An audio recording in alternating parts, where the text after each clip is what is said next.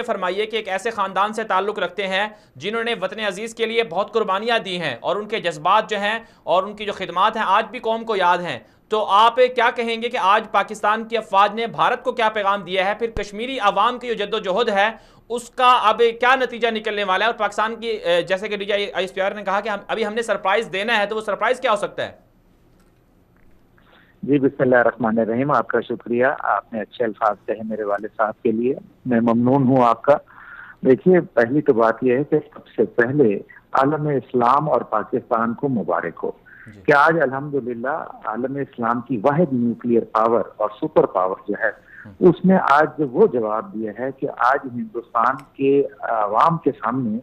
हिंदुस्तान की हुकूमत मुंह दिखाने के काबिल नहीं है। और दूसरी तरफ यह है कि जो कल वो जितना वो बहुत बड़ी बड़ी बातें कर रहे थे और बड़े हाई क्लेम्स कर रहे थे कि हमने ये कर दिया या हमने वो कर दिया, कल आए तो वो पेलोड गिरा गए, आज आए तो वो पायलट गिरा गए, तो अभी सरप्राइजेस तो बहुत सारे हैं। देखिए, अभी वार्सो पैक्ट और जो जिनेवा कन्वेंशन के हवाले से इनके पायलट के ऊपर और इसकी इंटेरोगेशन होगी और इंटेरोगेशन करने के बाद इस साथ बहुत सारी राज निकलेंगे। पता चलेगा कि इंडियन एयरफोर्स के मुतालिक बहुत सारी ऐसी बातें जो इंडियन एयरफोर्स के लिए जो है वो एक अजाब होंगी, और उनकी जो कल की एयर स्ट्राइक थी जिसके अंदर उन्होंने सो कॉल्ड जो ड्रामा उनका था वो जो बनाया उन्होंने, वो उसका जो है किल्ली खुलेगी। और उसके बाद जो है वो ये, क्योंकि कल पायलट उसी में शामिल था, और ये भी मैं आपको बताता चलूं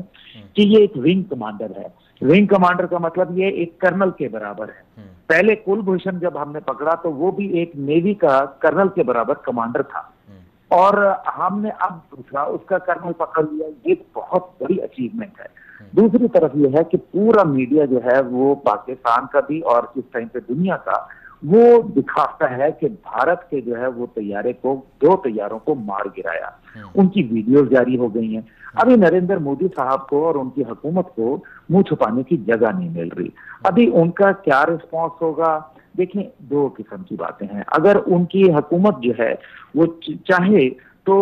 वो प्रेशर बर्दाश्त कर सकती है, क्योंकि ये ड्रामा भी तो उन्होंने ही रचाया था। पाकिस्तान ने जो है वो छम के अंदर इसी तरीके से जो हमारे नकियाल सेक्टर है, हमारा 8 मुकाम है, हमारा जो है कोटली सेक्टर है, हमारा भिम्बर सेक्टर है, उसके ऊपर इतनी जबरदस्त किस्म की जो है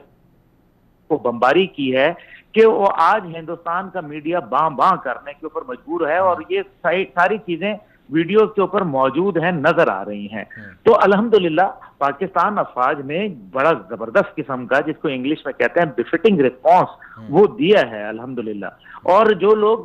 कुछ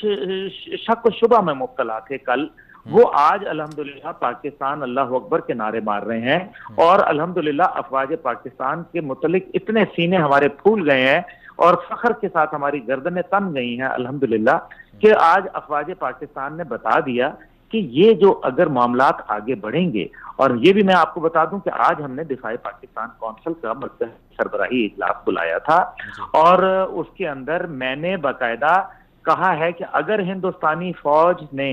अपने कदम रखे पाकिस्तान में, यानी कि बड़ी फौज ने कदम रखे, तो फिर जनाब ऐलान का बेटा ऐलान कर, और ये ऐलान ये होगा